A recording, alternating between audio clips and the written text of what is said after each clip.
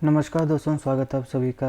अभी हाल ही में एक नई स्टडी हुई है, एक नया रिसर्च हुआ है जिसमें पता चला है कि हमारे जो पूर्वज थे निएंडरथल्स, हम जब ह्यूमन इवोल्यूशन की बात करते हैं तो एक आता है निएंडरथल।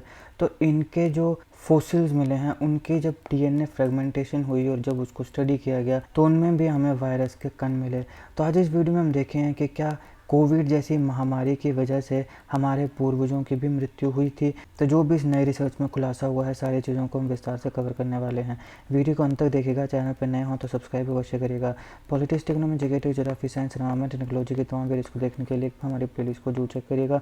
आप किसी भी एग्जाम की तैयारी कर रहे हो, हमारी प्लेलिस्ट और करंट अफेयर के बाकी वीडियोस को देख के आपको काफ़ी हेल्प मिलने वाली है। इसे समय निकाल के हमारे चैनल को जरूर चेक करिएगा। चलिए शुरुआत करते हैं। देखिए, अब नई इंपॉर्टेंट फाइंडिंग हुई है, नई स्टडी हुई है जिसमें पता चला है कि निएंडरथल्स, जिन लोगों को नहीं पता निएंडरथल्स क्या हैं, तो देखिए जब हम ह्यूमन इवोल्यूशन पढ़ते हैं तो उसमें एक निएंडरथल आते हैं। तो आप आसान भाषा में समझ सकते हैं कि ये हमारे पूर्वज थे। तो निएंडरथल्स जो थे ये भी एक पॉसिबल ओल्ड वायरस की वजह से मरे थे। मतलब इनकी जो डेथ हुई थी जब ये हमारे धरती से एक्सटिंक्ट हो गए एकदम से, तो उसमें एक पॉसिबल रोल हो सकता है पुराने किसी वायरस का। तो ये अभी नई स्टडी में पता चला है। ये हमें एक नई इन्फॉर्मेशन देती है कि किस प्रकार से हमारे जो क्लोजेस्ट रिलेटिव्स थे, क्योंकि हम हैं होमो सेपियंस, तो ये हमारे क्लोजेस्ट रिलेटिव्स थे, हमारे से पहले थे ये निएंडरथल्स। तो कैसे इनकी मृत्यु हुई, कैसे ये इस धरती से एक्सटिंक्ट हो गए। एक मॉलिक्यूलर साइंटिस्ट है मार्सेलो ब्रियांस, इसने और इसकी एक टीम ने वायरल डीएनए फ्रेगमेंट्स जो कि एक बोन में थे, तो बेसिकली इन्होंने बोन खोजी, बोन में इन्होंने वायरल डीएनए फ्रेगमेंट्स को फाउंड किया है, खोजा है। और ये जो डीएनए फ्रेगमेंट्स हैं ये 50,000 साल पुराने हैं। अभी जो नई स्टडी हुई है निएंडरथल के स्केलेटन्स में, ये स्केलेटन कहाँ पे मिला, ये रशिया की चागिरिस्काया केव है, वहाँ पे ये स्केलेटन मिला है। यहाँ पे जो वायरस मिले हैं वो आज के समय जो एडिनो वायरस, हर्पीज वायरस या पेपिलोमा वायरस है, इन वायरसेस के सिमिलर हैं। अब इन्हीं रिजल्ट्स के ऊपर ये पता चला है कि जो निएंडरथल्स हैं उन्हें भी इस प्रकार की बीमारियां होती थी जो हमें होती हैं। तो ये हमारे से अलग तो थे, ये हमारे पूर्वज थे, लेकिन वेशभूषा में ये हमसे अलग थे, मगर इन्हें भी उस प्रकार की बीमारियां होती थी जो आज के समय में होती हैं। निएंडरथल जो है ये 40,000 साल पहले ही डिसअपियर हो चुके थे और जो लास्ट कंफर्म एग्जिस्टेंस है वो जिब्राल्टर में देखी गई है। लास्ट में ये जिब्राल्टर में देखे गए, इसके बाद ये कहीं पर भी देखे नहीं गए थे। अब जो जेनेटिक स्टडीज़ हैं वहाँ पे ये भी पता चला है कि ये जो निएंडरथल्स थे इन्होंने होमो सेपियंस, माने हम क्या हैं, हम होमो सेपियंस हैं, हमारे से पहले क्या थे, निएंडरथल्स थे। तो यहाँ पे होमो सेपियंस और आपके जो निएंडरथल्स थे, इन दोनों के बीच में भी इंटरब्रीडिंग हुई है, यानी कि यहाँ पर भी शादियाँ हुई हैं जब भी निएंडरथल्स और होमो सेपियंस ये कोएग्जिस्ट करे होंगे। क्योंकि जब हम बात करते हैं इवोल्यूशन की, तो ऐसा थोड़ी है कि इवोल्यूशन में जो एक स्पीसीज़ है वो कम्प्लीटली मर जाएगी और दूसरी ज़िंदा होगी, ऐसा नहीं होगा। धीरे धीरे अडेप्टेशंस होने लगती हैं। फिर जब अडेप्टेशंस होने लगती हैं तो जो नई स्पीसीज़ है वो सर्वाइव कर जाती है, जो पुरानी स्पीसीज़ है वो सर्वाइव नहीं कर पाती है। सर्वाइवल ऑफ द फिटेस्ट किसने दी थी थ्योरी, चार्ल्स डार्विन ने। तो अडेप्टेशन का मतलब यही है कि चाहे एनवायरमेंटल कंडीशंस हों या बाकी सर्वाइवल कंडीशंस हों, ये वाली जो नई स्पीसीज़ है, क्योंकि इसमें नए जीन्स हैं, इनमें कुछ नए अडेप्टेशंस हैं, लेकिन वो अडेप्टेशंस पुरानी जो हमारी स्पीसीज़ है उसमें नहीं है। तो इसलिए जो नई स्पीसीज़ है ये उसको चेंजेस को सर्वाइव कर जाएगी, लेकिन जो पुरानी है वो सर्वाइव नहीं कर पाएगी। मगर इसका मतलब ये भी नहीं है कि जो पहले की स्पीसीज़ है वो एकदम से ही एक्सटिंक्ट हो जाएगी। कुछ समय ऐसा ज़रूर रहेगा जब ये दोनों स्पीसीज़ कोएग्जिस्ट करेंगी। तो यहाँ पे जब कोएग्जिस्ट करेंगी तो यहाँ पे इंटरब्रीडिंग भी ऑब्वियसली होगी। तो यहाँ पर जेनेटिक स्टडीज़ में ये भी पता चला है कि जो होमो सेपियंस और जो निएंडरथल्स है इनके बीच में इंटरब्रीडिंग भी हुई है, जिसकी वजह से मॉडर्न यूरेशियन डीएनए का जो 2% है वो कंट्रीब्यूट होता है। तो यहाँ पे जो मॉडर्न यूरेशियन डीएनए है उसका जो 2% है वो निएंडरथल्स और होमो सेपियंस के बीच में जो इंटरब्रीडिंग हुई उसकी वजह से हुआ।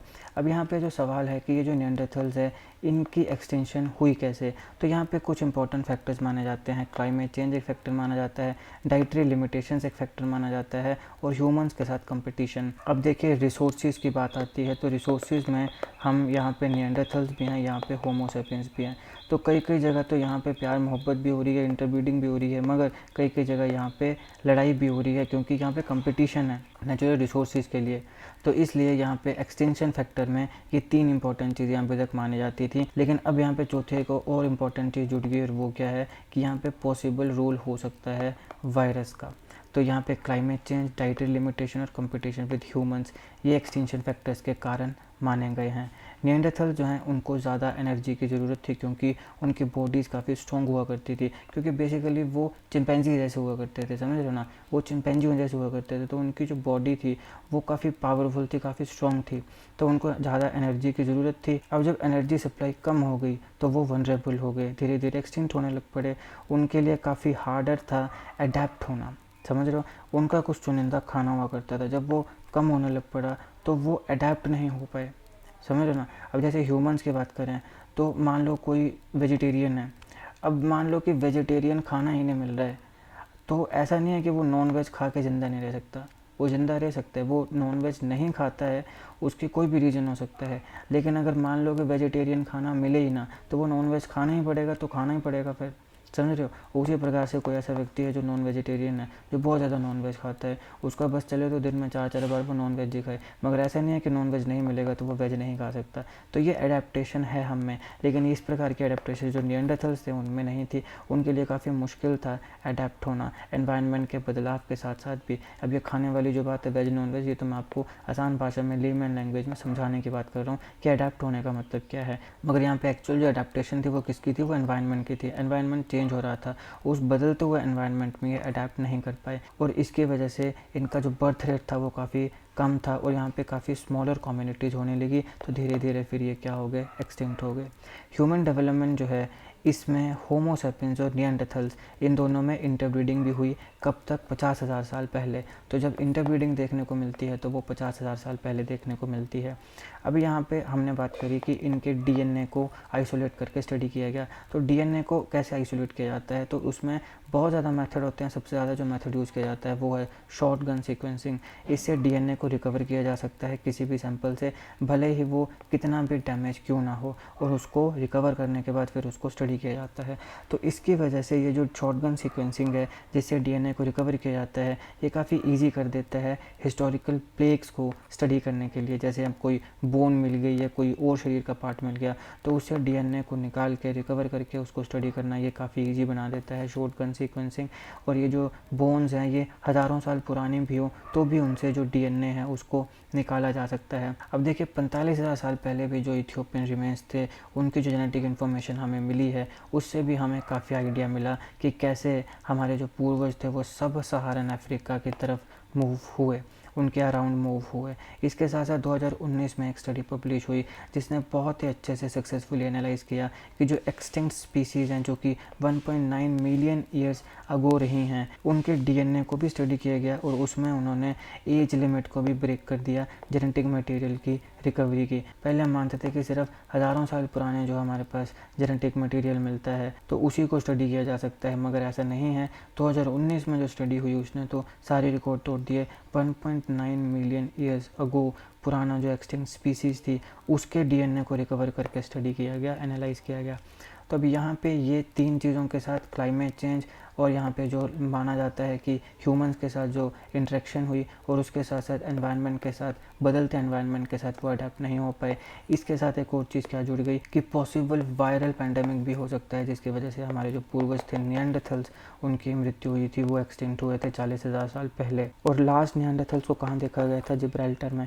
तो ये सारी चीज़ें विस्तार से हमने कवर कर ली हैं जो आपके एग्जामिनेशन के लिए इंपॉर्टेंट है। साइंस वाला जो सेक्शन आता है एग्जामिनेशन में उससे इससे सवाल पूछा जा सकता है, इसलिए आपने इन सारी चीज़ों को ध्यान में रखना है जो मैंने आपको बताई हैं। अगर आपको वीडियो अच्छी लगी हो तो लाइक करेगा, शेयर करेगा।